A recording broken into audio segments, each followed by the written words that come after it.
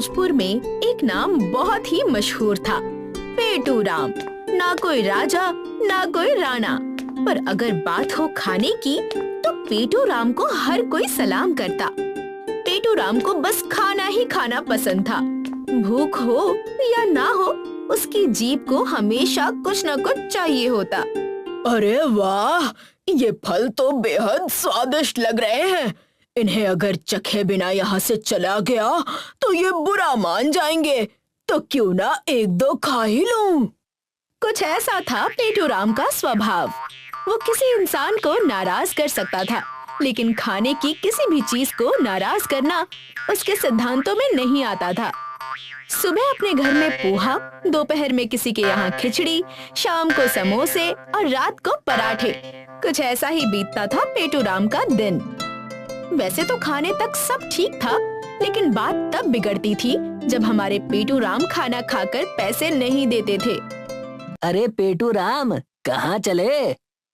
कहाँ मतलब? दफ्तर, काम भी तो करना है ना। नहीं, वो सब तो ठीक है, लेकिन इन समोसों के पैसे भी तो देने हैं ना। क्या मजाक करते हो किशन? अरे हम एक ही गांव के रहने वाले हैं। अपने ही भाई से पैसे लेना शोभा देता है क्या? क्यों नहीं देता? देता है भाई, मुझे तो शोभा देता है। मुझे मेरे पैसे दो। नहीं नहीं किशन भाई, अपने ही भाई को खाने के लिए पैसे देना मुझे शोभा नहीं देता। लीजिए, मैं तो चला। उफ, पेटू राम ने तो हद ही कर दी थी। स्वभाव से सरल और बोलने में नरम होने के बावजूद अब लोग पेटू राम से तंग आ चुके थे। वो जहाँ भी जाता वहाँ कुछ न कुछ खाने लग जाता। उसका यही स्वभाव अब लोगों के लिए परेशानी बन चुका था। सुनिए, सुनिए जी। अरे जरा आराम से माया, इतना क्यों चिल्ला रही हो?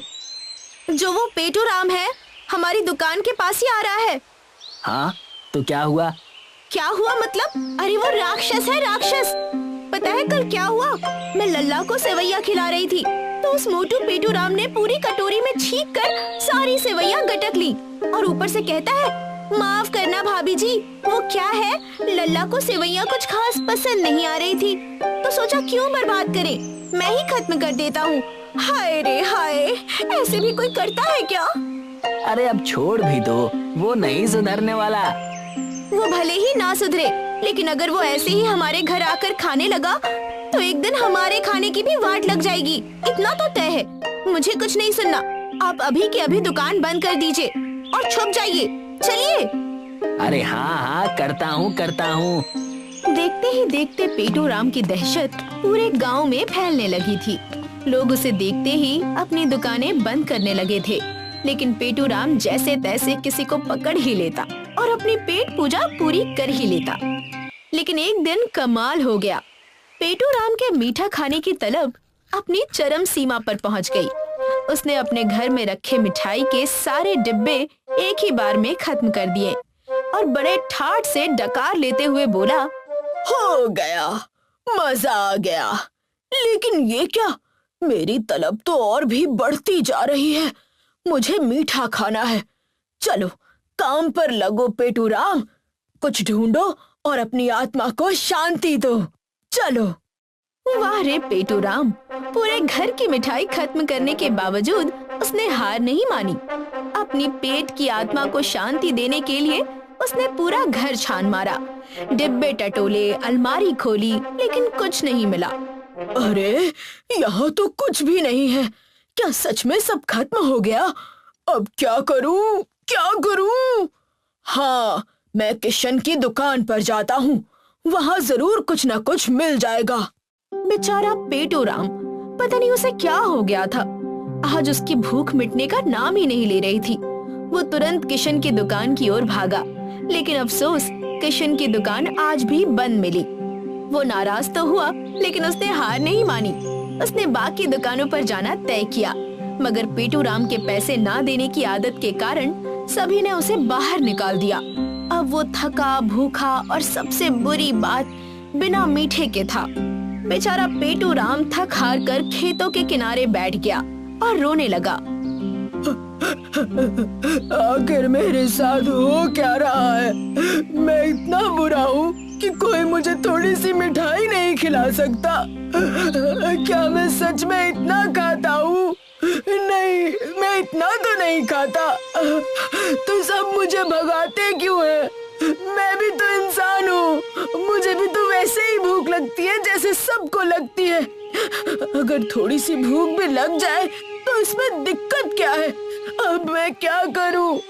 मुझे मीठा खाना है, क्या करूँ मैं? पेटू राम अपना पेट और भूख लेकर रो रहा था। उससे अब नहीं रहा जा रहा था। उसी समय कड़कड़ाती बिजली चमकी और धुएं के गुबार से एक जिन प्रकट हुआ। अरे तुम रो क्यों रहे हो? क्योंकि मुझे मीठा खाना है। ये क्या जिन, क्या तुम सच में यहाँ हो? हाँ, मैं सच में यही हूँ। मेरा नाम है जिन मिस्त्री लाल। बोलो क्या चाहिए, मैं यहाँ तुम्हारे लिए ही आया हूँ। सच? तो चलो, मुझे बस एक थाल मालपुओं का दे दो और कुछ नहीं। पेटू राम की बात सुनकर जिन मुस्कुराया और हवा में घुमा घुमा कर बोल पड़ा।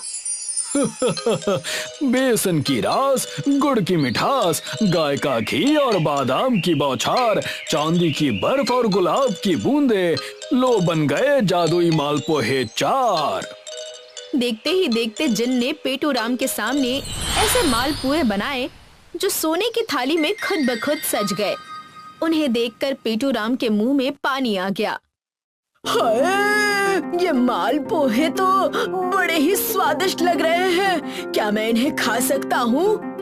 हाँ हाँ जरूर। जिन के हाँ कहते ही पेटू राम ने मालपुए खाना शुरू कर दिया।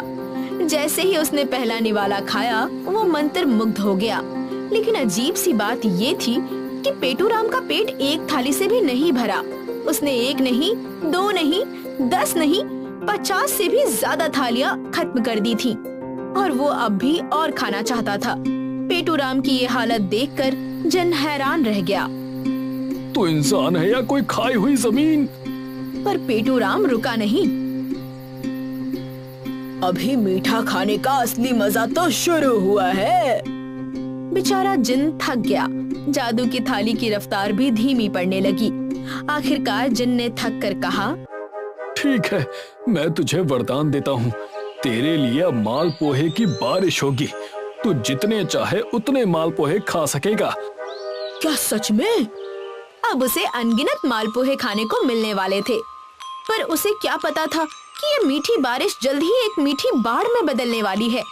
जैसे ही जिन ने जादू की छड़ी घुमाई, बादल उमड़ने लगे। लेकिन ये बादल पानी नहीं, मालपुए बरसा रहे थे। पहले तो पेटू राम ने मुंह खोलकर झमाझम मालपुए अपने मुंह में ठूस लिए। लेकिन कुछ ही देर में पूरे गांव में मालपुए की परतें जमने लगी। हर जगह मालपुए बरसने लगे। इस विचित्र स्थिति को देखकर गांव वाले घबरा गए। ये क्या हो रहा है? ये मालपुए की बाढ़ कहाँ से आ गई? जल्द ही मालपुए की इतनी बाढ़ आ गई कि गांव के लोग उसके मीठे रस में डूबने लगे। उधर दूसरी ओर पेटू राम भी खा खा कर थक चुका था। अब वो भी उस मीठी बाढ़ में तैरने लगा था।